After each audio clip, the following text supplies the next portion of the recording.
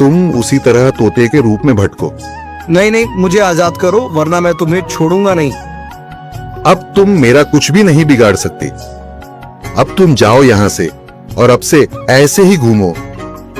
अब तुम्हें पता चलेगा कि दूसरों को दर्द देने में कैसा महसूस होता है। इसके बाद वह राक्षस वहां से उड़ जाता है।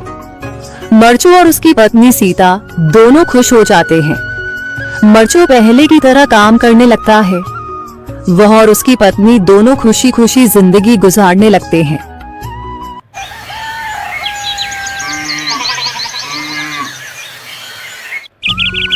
मरचू जंगल से लकड़ियां काटकर बाजार में बेचने गया, लेकिन उसे लकड़ियों के अच्छे दाम नहीं मिले।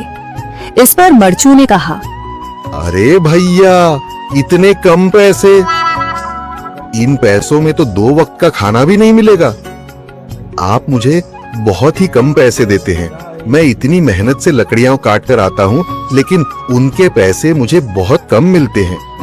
भैया, तुम्हारी लकड़ियां होती ही इतनी कमजोर हैं कि मैं इससे ज्यादा पैसे नहीं दे सकता।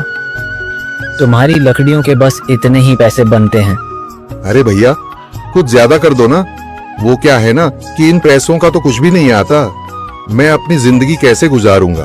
भैया, तुम जाकर अच्छी लकड़ियां लाओ, तभी इन लकड़ियों का अच्छा दाम मिल पाएगा, वरना इन लकड़ियों का तो यही दाम है। ये सुनकर मरचू बहुत ज्यादा परेशान हो गया और पैसे लेकर किराने की दुकान से सामान खरीदकर घर आ गया।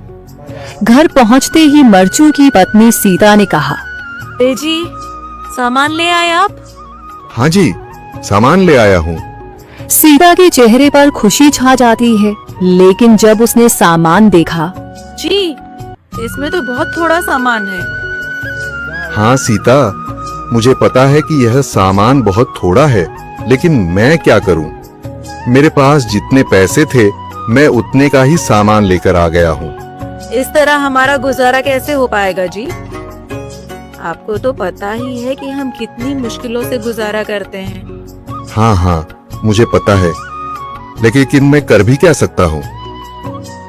मेरे पास इतने पैसे ही नहीं कि हम एक अच्छी जिंदगी गुजार सकें। इतनी मेहनत कर रहा हूँ, लेकिन फिर भी मेहनत का फल नहीं मिल रहा। इतनी मेहनत से अच्छी लकड़ी काट कर आता हूँ, लेकिन मुनासिब दाम नहीं मिलता। मैं तो बहुत परेशान हूँ। क्या करूँ? कहाँ जाऊँ?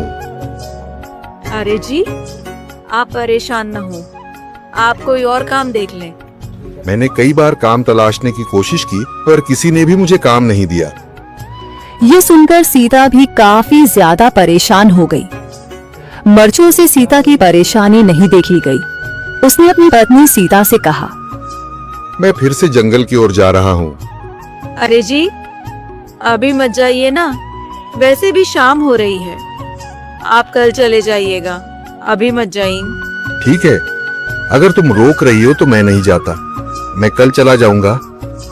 इसके बाद मरचू गांव में घूमने के लिए चला गया। तभी उसे एक आदमी मिला और उसने कहा, कहाँ जा रहे हो भैया?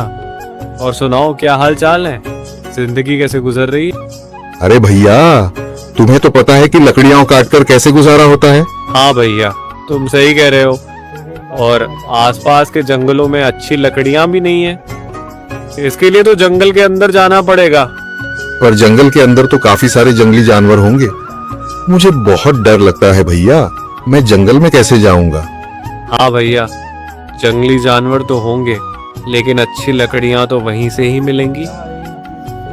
ये सुनकर मरचू बहुत ज्यादा परेशान हो गया, लेकिन वह आदमी बिल्कुल ठीक कह रहा था।